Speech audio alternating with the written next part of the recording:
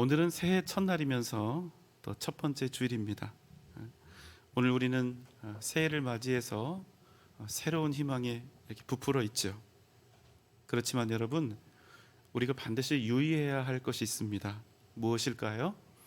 해가 바뀐다고 해서 그것 때문에 우리 인생이 달라지지 않는다는 것입니다.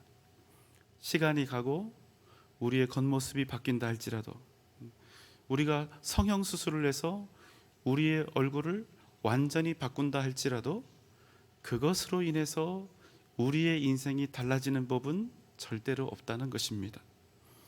2022년에서 2023년이 되었지만 그저 해가 바뀐 그 사실 때문에 우리가 장밋빛 희망을 품고 새 인생을 기대하는 것은 여러분 절대로 지혜로운 일이 아닙니다. 우리가 지금 이 시간 품고 있는 그 기대의 이유가 무엇일까요?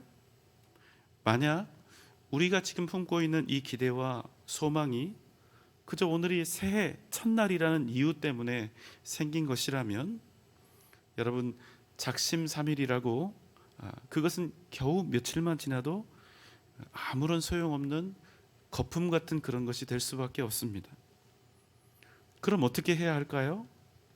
날이 바뀌고 해가 달라진 것으로 내 인생이 바뀌길 기대하는 것이 아니라 그 무엇보다 먼저 우리 자신이, 나 자신이 달라져야 하는 것입니다. 우리의 마음가짐이 달라지고 우리의 생각이 달라지고 또 우리의 태도가 달라지고 우리의 존재 자체가 달라져야 합니다. 그래야 여러분, 우리 인생이 변화될 수가 있는 것입니다. 그저 밑도 끝도 없이 해가 바뀌었으니까 나의 2023년은 작년보다 더 좋은 한 해가 될 거야, 이렇게 꿈과 소망을 품는 것은 우리에게 실상 유익하지 않습니다. 물론 이 시점에서 새해 기대가 없는 것보다는 있는 것이 훨씬 좋습니다. 그러나 우리는 거듭 기억해야 합니다. 내가 품은 이 시간, 이 기대와 소망, 그것들이 열매 맺기 위해서는 무엇보다 먼저 내가 달라져야 한다는 사실입니다. 현재에 서 있는 내가 달라지지 않고서는 여러분 절대로 미래에 있는 나를 바꿀 수가 없기 때문입니다. 형편 핑계 대지 않으면 좋겠습니다. 여러분, 우리 형편이 언제 완벽할 때가 있었습니까? 내가 원하는 대로 모든 것이 다 갖추어지고 만족된 형편이 우리 인생 중에 단 한 번이라도 있었는지요? 없지 않았습니까? 여러분, 이게 의미하는 바가 무엇일까요? 우리에게 닥쳐온 형편이 우리의 현재와 미래를 마음대로 좌지우지하며 끌고 가게 해서는 안 된다는 것입니다. 우리의 환경과 상황은 항상 언제나 완벽한 법이 없습니다. 언제나 문제가 있고 언제나 근심과 걱정이 함께 있습니다. 그런데 우리가 그러한 불완전한, 때로는 우리를 고달프게 하는 그 상황 자체에 우리가 종속되어 버리면 여러분, 과연 우리의 인생이 어떻게 될까요? 우리 인생이 몰인격화 되어 버릴 수밖에 없는 것입니다. 왜요? 내가 내 인생을 끌고 가지 못하고 내가 내 인생의 행복 여부에 대한 지배력을 전혀 갖지 못하고 그저 주어진 환경에 따라 울고 웃을 수밖에 없는 그런 인생이 되는 것입니다. 만약 그렇다면 여러분, 그런 인생은 내 인생이 아니라 환경에 의해서 끌려가는 인생이 될 수밖에 없는 것입니다. 누가 주인입니까? 환경이 내 인생의 주인이고 우리는 환경이 주는 형편에 따라서 그저 조건 반사하는 그런 인생이 될 수밖에 없지요. 환경이 좋으면 행복하고 환경이 나쁘면 불행하고 뭔가 일이 잘 되면 즐겁고 내 마음대로 인생이 풀리지 않으면 마치 내 인생 전체가 실패한 것처럼 그렇게 낙망하는 것입니다. 그러면 여러분, 살아있어도 산 것이 아니요, 내가 뭔가를 결정하고 내 의지대로 살고 있는 것처럼 보여도 그런 인생은 결코 오롯이 내가 주도하는 인생이 되지 못하는 것입니다. 내가 내 인생의 주인이 되지 못하고 환경의 지배에 따라서 그저 반응하며 살아가는 노예 같은 인생을 살 수밖에 없는 것입니다. 여러분, 우리가 바라는 것처럼 그저 해가 바뀌었다고 해서 자연스럽게 우리의 형편들이 달라지지 않습니다. 우리를 둘러싸고 있는 수많은 통계와 수치와 환경들이 그저 해가 바뀌었다고 해서 완전히 제로로 리셋이 되어서 새 출발되지 않는다는 것입니다. 여러분, 잊지 마십시오. 그냥 우리는 새 달력을 벽에 걸었을 뿐이고 뒷자리 숫자가 하나 올라갔을 뿐입니다. 2022년 마지막 날인 어제와 비교해서 물리적으로나 정신적으로 하나도 다르지 않습니다. 그럼 여러분 어떻게 할까요? 어차피 똑같은 날들의 연속이니까 그냥 되는 대로 살아갈까요? 아니요, 여러분. 그러면 안 됩니다. 우리의 날은, 우리의 삶은 날마다 새로워져야 하는 것입니다. 특별히 새해 첫 주일인 오늘은 그 새로움을 향한 가장 이상적인 출발점이 될 수 있습니다. 사랑하는 여러분, 여러분이 꿈꾸고 있는 2023년 새해는 어떤 날입니까? 어떤 해입니까? 2023년 여러분은 어떤 인생을 살아가기를 원하십니까? 지금 이 시간 어떻게 여러분의 삶이 바뀌고 변화되기를 바라십니까? 더 나아가 올 한 해를 발판 삼아서 여러분의 미래가 어떻게 달라지고 나아가기를 원하십니까?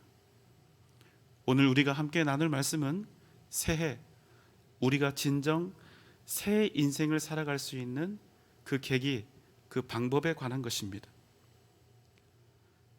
우리 주님께서 이 땅에 오셔서 하나님의 말씀을 증거하셨습니다. 또 수많은 기적을 베푸셨습니다. 요한복음만 해도 물을 포도주로 바꾸시고 베데스다 연못에서 38년 된 병자를 고치시고 물고기 2마리와 떡 5덩이로 5,000명을 먹이시고 바다 위를 걸으시고 날 때부터 맹인된 사람의 눈을 밝히시고 또 죽은 나사로를 살리셨습니다. 특별히 여러분, 죽은 지 나흘이나 지난 나사로를 다시 살리신 일은 예수 그리스도가 분명 하나님의 아들이요 구원의 주 메시아이신 것을 가장 확고하게 증거하는 사건이었습니다. 그런데 여러분, 이 사건을 계기로 놀라운 일이 벌어지지요. 어떤 일입니까?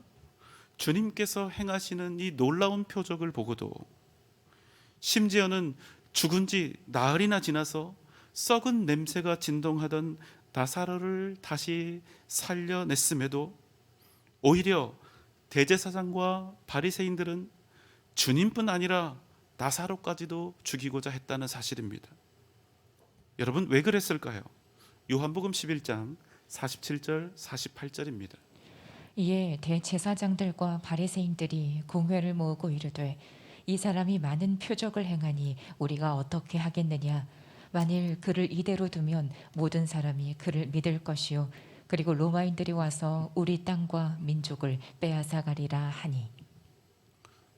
주님께서 나사로를 살리셨는데 그 일 때문에 많은 유대인들이 유대 지도자들을 떠나서 예수님 앞에 나아간 것입니다. 이 일 때문에 유대 지도자들의 마음이 정말로 못마땅하게 되었습니다. 그들에게는 구원을 얻음보다 메시아이신 예수님을 영접하는 일보다 자신들의 명예와 기득권이 더 중요했기 때문입니다. 그들은 무엇보다 자신들이 가진 사회적인 지위와 명망을 지키려 했습니다. 당시 대제사장 중 한 명인 가야바는 그래서 이런 제안을 하죠. 우리가 예수를 죽여 유대 민족 전체를 살리자. 무슨 말입니까? 사람들이 예수를 유대의 왕이라도 삼게 되면 로마 제국이 우리 이스라엘을 가만두지 않을 테니 그 전에 우리가 먼저 예수를 죽여 후한을 없애자는 것이었습니다. 그들은 자신들의 기득권을 지키기 위해 정치적인 이유를 들었던 것입니다. 그 후 상황이 어떻게 바뀌었습니까? 그날부터 유대 지도자들이 한마음이 되어서 예수님을 죽이려 한 것입니다. 여러분, 이게 당연한 일이 아니에요. 정말 이해할 수 없는 일이 일어난 것입니다. 주님께서는 하나님의 말씀을 능력 있게 가르치셨을 뿐 아니라 부인할 수 없는, 사람들 눈에 직접 그 모든 표적들이 보일 정도의 그 많은 일들을 직접 행하셨던 것입니다. 그러나 결국 그들은 그럼에도 불구하고 주님을 믿고 따르는 대신에, 주님을 메시아로 섬기는 대신 오히려 주님을 죽이기로 했다는 것입니다. 여러분, 놀랍지요? 사람의 욕망과 욕심은 너무나 강렬하고 권세가 있어서 얼마든지 우리가 주님을 멀리하도록 만들 수도 있고, 주님을 버리게도 만들 수 있고, 심지어는 내 인생에서 주님의 존재를 완전히 지우고 주님을 증오하게도 만들 수 있다는 사실입니다. 여러분, 만약 주님께서 이 땅에 오셔서 이렇게 하셨다면 어땠을까요? 주님이 이 땅에 오셨는데 대제사장, 바리새인, 서기관들에게 더 큰 명예와 부를 주는 방법으로 구원을 이루시겠다 하셨다면 오늘 그들에게 주님을 죽이고자 하는 담합이 있었을까요? 절대로 아니었겠죠. 아무리 주님이라 할지라도, 아무리 생명과 구원을 주시겠다 할지라도, 그 일이 내가 지금 가지고 있는 세상 명예와 영광을 해야 한다면 그런 주님은 결단코 환영받을 수 없다는 사실을 우리는 유대 지도자들을 통해서 알게 되는 것입니다. 주님께서 아무리 회개하라, 천국이 가까이 왔느니라 외쳐도 그들은 주님의 음성에 귀 기울이지 않았습니다.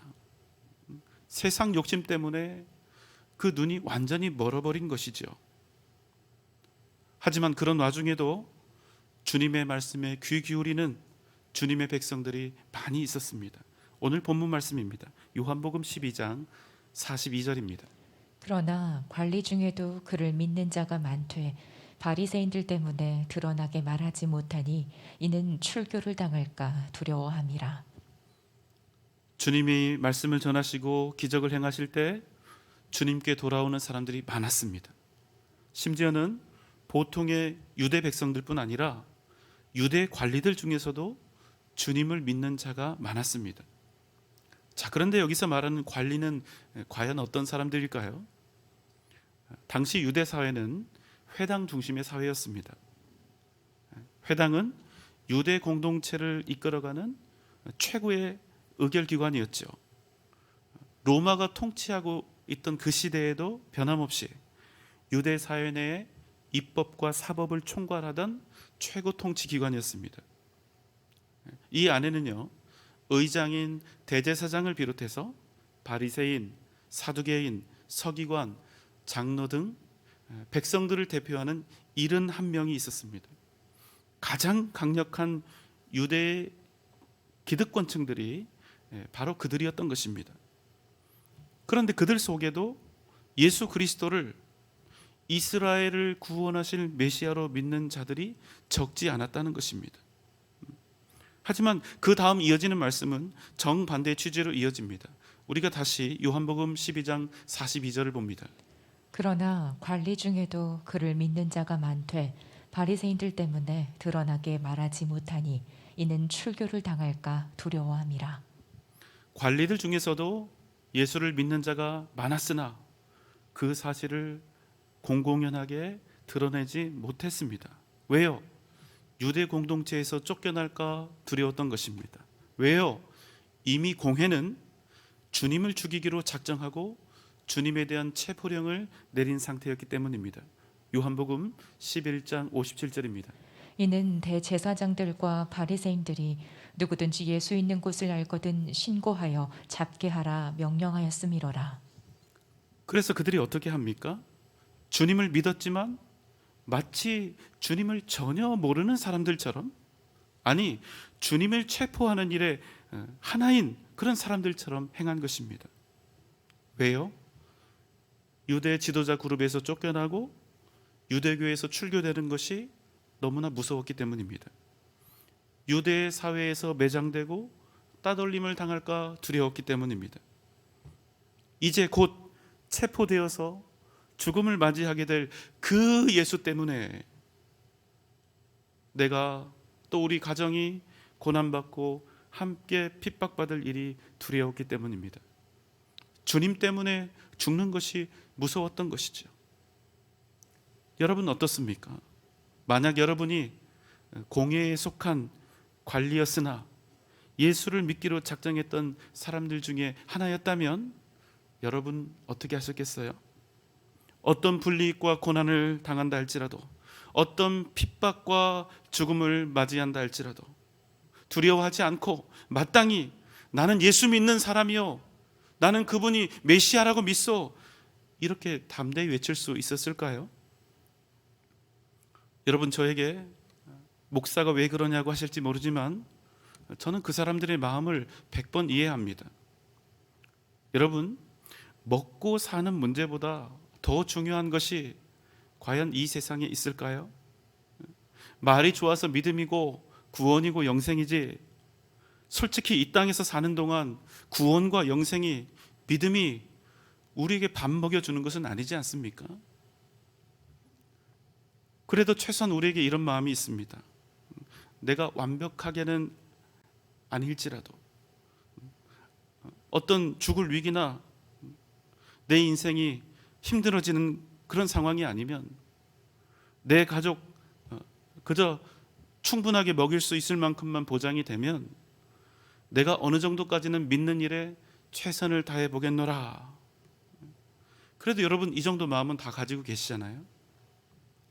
우리 중에 나는 대충 예수 믿고 대충 천국 들어가겠다, 이런 마음 가지고 계시는 분 없지 않습니까? 우리 각자가 처해진 상황과 형편 속에서 그래도 믿음으로 살아보겠다고 애쓰고 있죠. 하지만 우리가 만나는 현실은 어떻습니까? 나름 각자에게 고달프고 힘든 것입니다.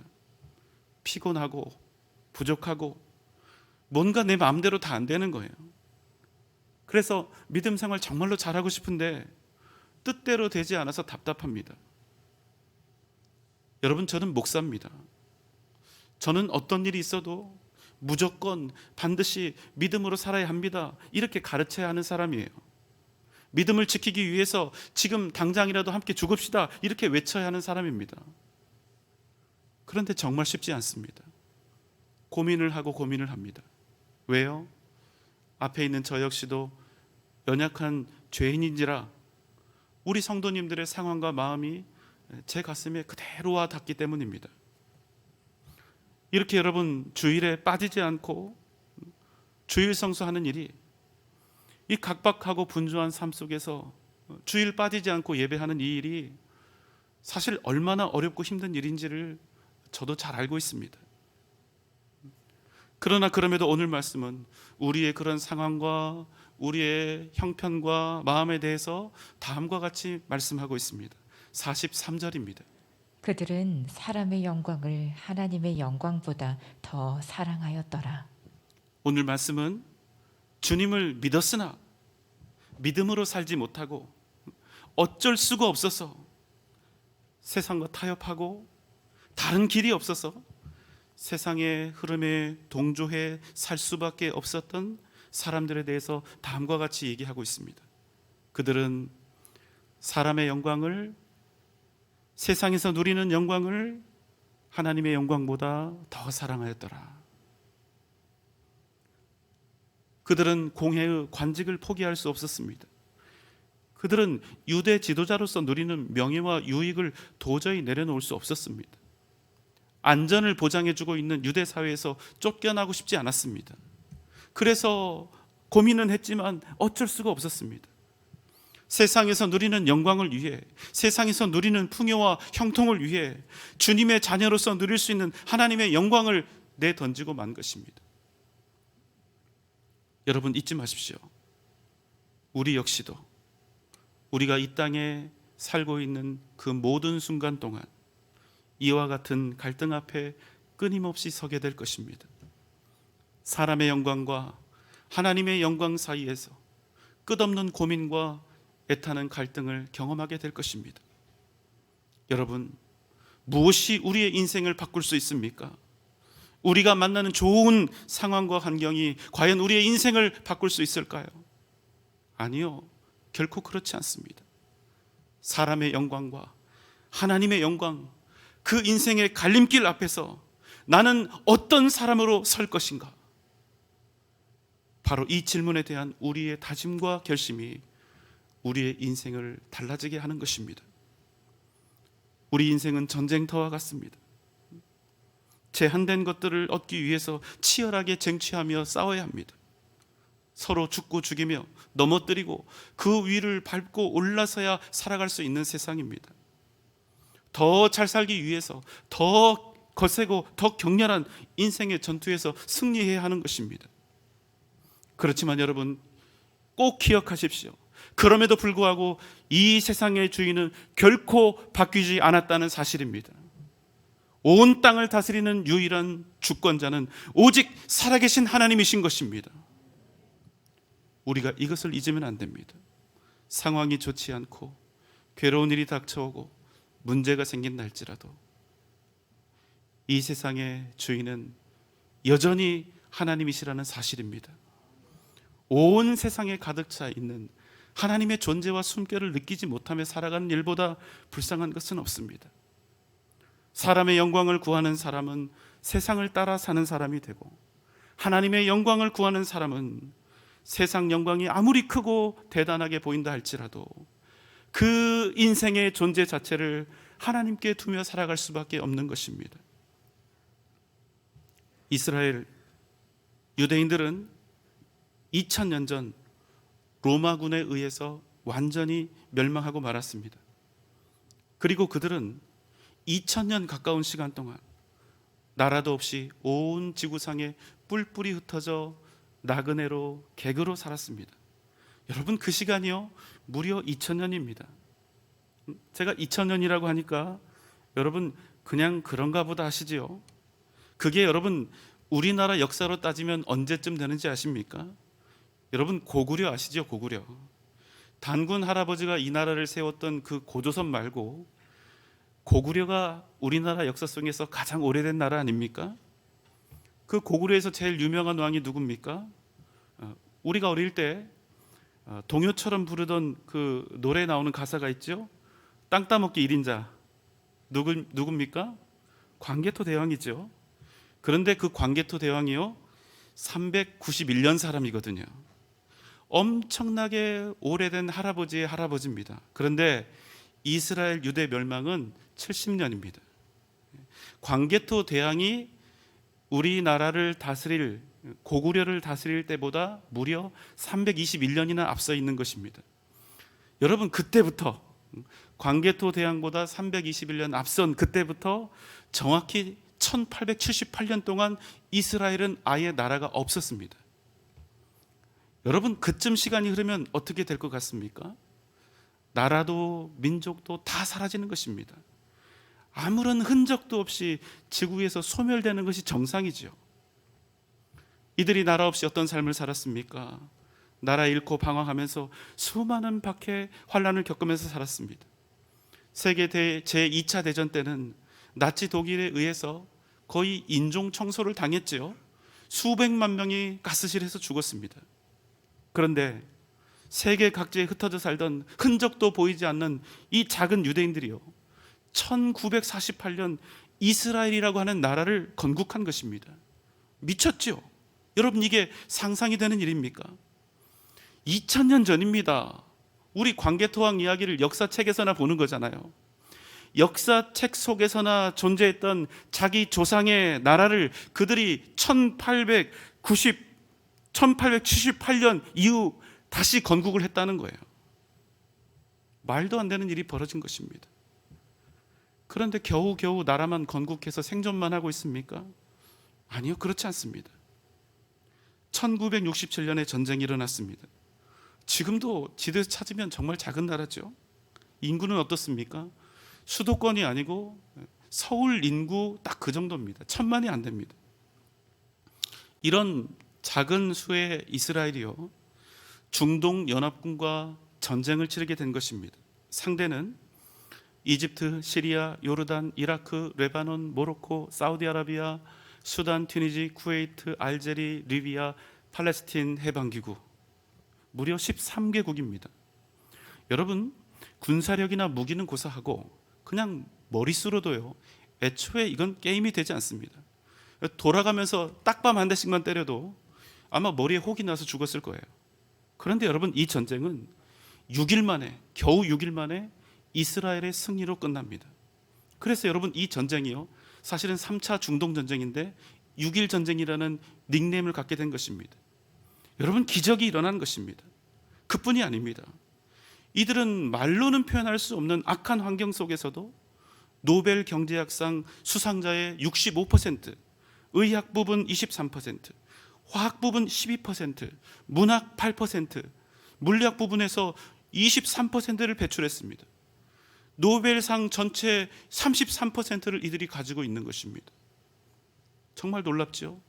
우리는 2000년에 고 김대중 대통령이 받았던 평화상이 유일합니다. 그런데 더 놀라운 사실 뭔지 아십니까? 그들의 인구가 전 세계 인구 대비 0.2%밖에 되지 않는다는 거예요. 0.2%가 지금 세상을 주무르고 있는 것입니다. 도대체 이게 어떻게 된 일입니까? 그들이 똑똑하고 잘나서입니까? 아니요, 그렇지 않습니다. 그냥 IQ 높은 걸로만 치면 우리나라가 여러분 세계 3위입니다. 이스라엘은 몇일까요? 12위입니다. 우리가 훨씬 더 대단해야 하죠. 여러분, 2000년 전에 이스라엘은 이미 한번 멸망했습니다. 그리고 그 2000년 가까운 시간 동안 이스라엘은 지구상에서 완벽하게 사라진 줄 알았습니다. 그러나 지금의 이스라엘은 전 세계를 움직여가고 있다는 사실입니다. 여러분, 이 모든 열악한 상황 속에서도 지금까지 이스라엘이 여전히 이스라엘로 남을 수 있었던 그 이유, 지금까지 이스라엘이 존재할 수 있었던 그 이유는 무엇일까요? 그 중심에 시오니즘이 있습니다. 시오니즘은 무엇입니까? 유대인들이 자신들의 땅 시온, 예루살렘으로 돌아가고자 하는 운동이 바로 시오니즘입니다. 그런데 왜 이 사람들은 자꾸만 자신들의 인생을 다 걸고 예루살렘으로 돌아가려고 했을까요? 어떤 사람들은 시오니즘이 이기적인 유대 민족주의에서 비롯한 정치 운동이라고 말합니다. 여러분, 정말 그럴까요? 물론 그런 부분도 일부 존재할 것입니다. 그러나 여러분, 냉철하게 한번 생각해 보세요. 2000년 동안 여러분, 전 세계에 뿔뿔이 흩어져서 흔적조차 찾기 어려웠던 사람들입니다. 그런데 그 어떤 경제 공동체, 그 어떤 정치 공동체라 할지라도 여러분, 나라 없이 2000년을 버틸 수가 있겠습니까? 그것도 여러분, 내가 유태인이다 이야기하면 온갖 핍박과 무시를 다 당하면서 말이죠. 어떻게 이들이 2000년을 이스라엘이라는 그런 정체성을 가지고 버틸 수가 있었냐는 것이지요. 답은 여러분, 전혀 다른 곳에 있습니다. 이사야 2장 3절의 말씀입니다. 많은 백성이 가며 이르기를 오라 우리가 여호와의 산에 오르며 야곱의 하나님의 전에 이르자. 그가 그의 길을 우리에게 가르치실 것이라. 우리가 그 길로 행하리라 하리니 이는 율법이 시온에서부터 나올 것이요 여호와의 말씀이 예루살렘에서부터 나올 것임이니라. 여러분, 이스라엘을 나라 없는 2000년 동안 여전히 이스라엘로 남고 견디고 버티고 존재하게 했던 유일한 힘은 바로 하나님을 향한 믿음에 있었다는 사실입니다. 어떤 믿음입니까? 오라 우리가 여호와의 산에 오르며, 그 산은 시온산이죠. 야곱의 하나님의 전에 이르자, 예루살렘입니다. 우리가 그 길로 행할 것이라. 하나님의 말씀이 시온에서, 예루살렘에서 나올 것이라. 여러분, 무엇입니까? 바로 시온의 영광을 바라보며 그들이 믿음으로 버틴 것입니다. 그들이 어떤 상황 속에서도 사람의 영광이 아니라, 세상의 영광이 아니라 시온의 영광, 하나님이 주실 영광을 기대하며 믿음을 지켜온 것입니다. 하나님께서 언젠가 자신들에게 주실 그 영광을 꿈꾸며 끊임없이 믿음의 길을 걸어온 것입니다. 이스라엘이 지금 이룬 영광은 세상으로 이룬 영광이 아니라 오직 믿음이 이루어낸 영광이라는 사실입니다. 그들을 이스라엘로 존재하게 하고 위대한 부흥의 역사를 이루게 한 것은 바로 하나님의 약속, 하나님의 그 영광, 그 시온의 영광을 붙잡고 살았기 때문인 것입니다. 사랑하는 여러분, 새해 여러분은 어떤 삶을 살기를 원하십니까? 하나님의 영광과 사람의 영광이 지금 여러분 앞에 있습니다. 사랑하는 여러분, 하나님의 영광을 구하며 사시기 바랍니다. 하나님의 영광을 사모하며 살면 여러분 가운데 반드시 기적이 일어날 것입니다. 세상이 주는 영광이 아니라 주님이 주실 영광을 구하며 살면 살아계신 하나님께서 여러분의 삶 가운데 크고 놀라운 손길로 반드시 역사하실 것입니다. 오직 믿음으로 승리하며 하나님과 함께 동행하며 그래서 하나님의 영광을 맛보고 경험하는 복된 한 해가 올해 여러분 가운데 펼쳐지시기를 주님의 이름으로 축원합니다.